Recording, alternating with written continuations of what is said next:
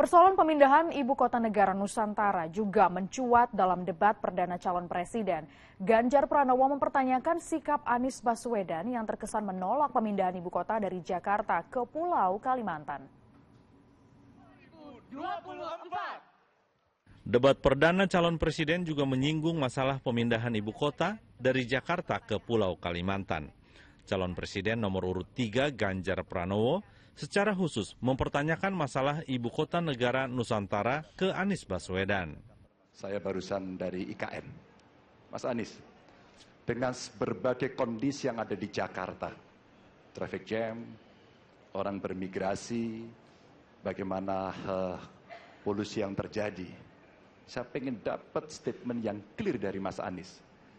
Apa pendapat Mas Anies ketika kemudian Indonesia sentris itu ingin dibangun, mimpi besar anak bangsa sejak presiden sebelumnya ingin dibangun untuk memindahkan ibu kota dari Jakarta ke IKN. Silakan. Anies menjawab, masalah di Jakarta harus diselesaikan, bukan malah ditinggal dengan membangun IKN. Kalau ada masalah jangan ditinggalkan, diselesaikan. Itu filosofi nomor 1.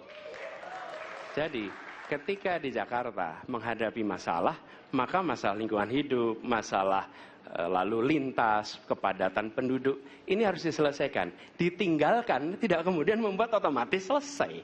Justru ini yang harus dibereskan.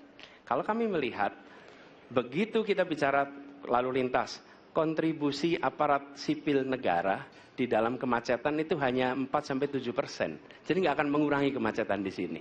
Yang kedua, soal lingkungan hidup. Kalau yang pindah itu pemerintah, bisnis, keluarga masih tetap di sini, masih tetap ada masalah. Karena itu kami berpandangan, masalah yang di Jakarta harus diselesaikan dengan transportasi umum yang dibangun. Kemudian yang kedua, menambah taman yang dibangun, transportasi umum berbasis elektrik.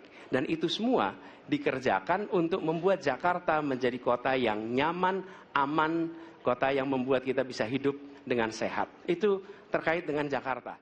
Anies juga menyarankan pemerintah perlu melakukan terobosan untuk mengatasi berbagai persoalan di Jakarta, bukan sekadar memindahkan ibu kota dengan meninggalkan persoalan di Jakarta.